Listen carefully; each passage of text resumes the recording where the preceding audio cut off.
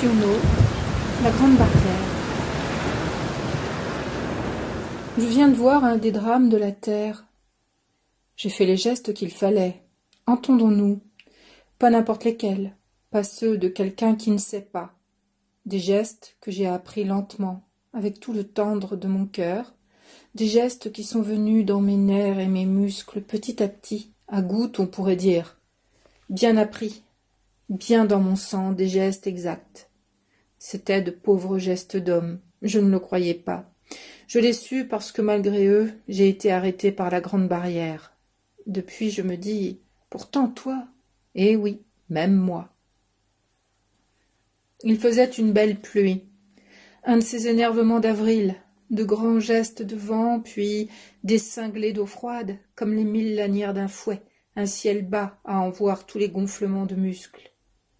Mais vers le soir, je mets ma pèlerine, je prends mon béret et je sors.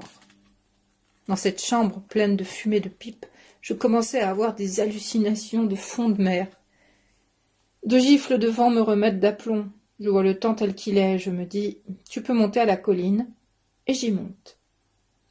C'est cette colline qui est là, ronde et belle, et lisse comme un sein. Mais elle a un nom. Colline d'or, colline du vent. C'est vous dire que je ne choisissais pas l'abri.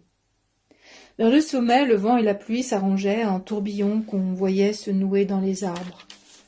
Un air noir coulait avec une colère de torrent. Un informe tonnerre râlait par là-haut dedans comme un gros crapaud. Les oliviers étaient dans une belle souffrance. Et cependant, l'olivier est une plante dure, ça en a vu des peines et des chagrins. Ça a fait le compte de tout. Il y eut un moment de calme. Un vaste jour blanc descendit sur la campagne comme un filet de pêcheur. Dans le ciel, soudain sec de pluie, mais encore frissonnant, un gémissement saccadé flotta. Cela me fit l'effet d'un coup de poing en plein visage. Je m'arrêtai, je regardais. Je regardais surtout en direction d'une herbe haute, d'où il me semblait que la plainte venait. 2 grands corbeaux montèrent de l'herbe. Je les reconnus. C'étaient de ces vieux sauvages des plateaux. Les vieux durs qui ont chassé le rat ou la marmotte pendant l'hiver et qui coulent dans le printemps vers nos collines plus douces, vers des proies plus savoureuses. Ils s'étaient haussés de l'herbe d'un simple coup d'épaule, juste assez pour se poser dans l'olivier. Le gémissement reprit. Les corbeaux me regardaient. Ils se mirent à craquer tous les deux comme des branches qui se cassent. C'était un avertissement. Alors de l'herbe monta un freux. Un gros freux râblé de vol mou qui s'empêtra dans une liane de vent, trébucha des 2 ailes et tomba comme une épave dans le vide du vallon. Il n'y avait pas à se tromper, c'était une bête repue. La plainte encore. Je chassais les corbeaux à coups de pierre, je m'approchais de l'herbe. On ne se plaignit plus. Je cherchais. Il y eut un petit tressaillement du fourré qui me guida. C'était une hase.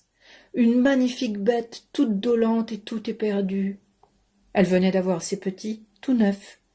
C'étaient 2 éponges sanglantes, crevées de coups de bec, déchirées par le croc du freux. La pauvre, elle était couchée sur le flanc, elle était blessée et déchirée dans sa chair vive. La douleur était visible comme une grande chose vivante. Elle était cramponnée dans cette large plaie du ventre, et on la voyait bouger là-dedans comme une bête qui se vautre dans la boue. La hase ne gémissait plus. À genoux à côté d'elle, je caressais doucement les pépelages brûlants de fièvre et surtout là, sur l'épine du cou, où la caresse est plus douce. Il n'y avait qu'à donner de la pitié, c'était la seule chose à faire. De la pitié, tout un plein cœur de pitié pour adoucir, pour dire à la bête « Non, tu vois, quelqu'un souffre de ta souffrance, tu n'es pas seul. Je ne peux pas te guérir, mais je peux encore te garder. » Je caressais. La bête ne se plaignait plus. Et alors, en regardant la hase dans les yeux, j'ai vu qu'elle ne se plaignait plus parce que j'étais pour elle encore plus terrible que les corbeaux.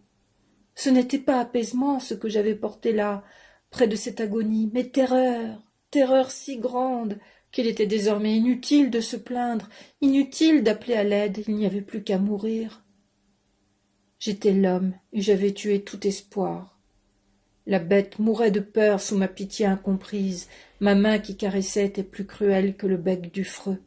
Une grande barrière nous séparait. Oui, en commençant, j'ai dit « Et pourtant, moi… » Ce n'est pas de la fatuité, c'est de la surprise, c'est de la naïveté. Moi qui sais parler la langue des mésanges, et les voilà dans l'escalier des branches, jusqu'à la terre, jusqu'à mes pieds. Moi que les lagremuses approchent jusqu'à m'avoir peint à l'envers sur les globes d'or de leurs yeux. Moi que les renards regardent. Et puis d'un coup ils savent qui je suis et ils passent doucement. Moi qui ne fais pas lever les perdreaux, mais ils picorent sans lever le bec. Moi qui suis une bête d'entre elles, toute par ce grand poids de collines, de genévriers, de thym, d'air sauvage, d'herbe, de ciel, de vent, de pluie que j'ai en moi. Moi qui ai plus de pitié pour elles que pour les hommes, s'il en est un pour qui la grande barrière devait tomber. Non, elle est là. Il en a fallu de nos méchancetés entassées pendant des siècles pour la rendre aussi solide. Je crois que voilà d'utiles réflexions pour le temps de Pâques.